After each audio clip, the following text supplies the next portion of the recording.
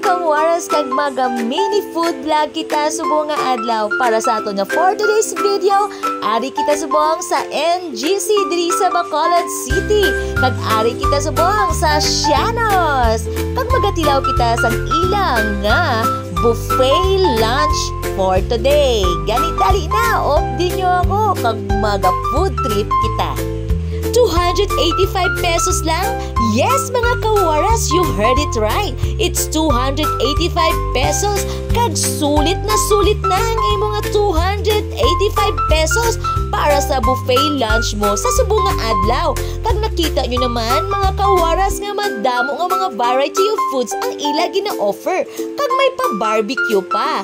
Kag of course, mga kawaras, hindi lang ina. Kompleto sila, may ara sila dessert, kag may ara man sila pa soup.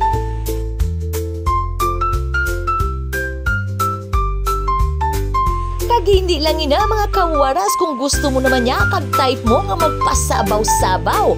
Are, may ari man sila, kag ikaw ang magapili sang gusto mo. May ara man sila nga kanse. Abe, lantawon ta kung mainit-init pa ang ila nga sabaw.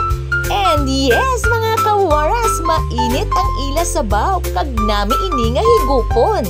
Sigurado nga sulit gid, mga kawaras, ang 285 mo kay may pa-anli juice pa kita. Kag sa other side naman is may pahalo-halo pa kita, kag may mga mini cake kita nga dessert.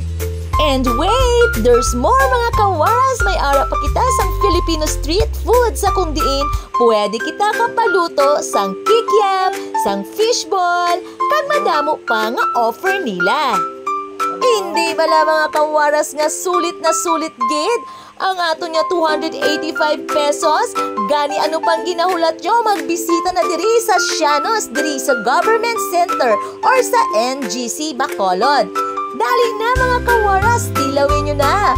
Kag mag-enjoy sang ilang nga lunch buffet sa 285 pesos lang.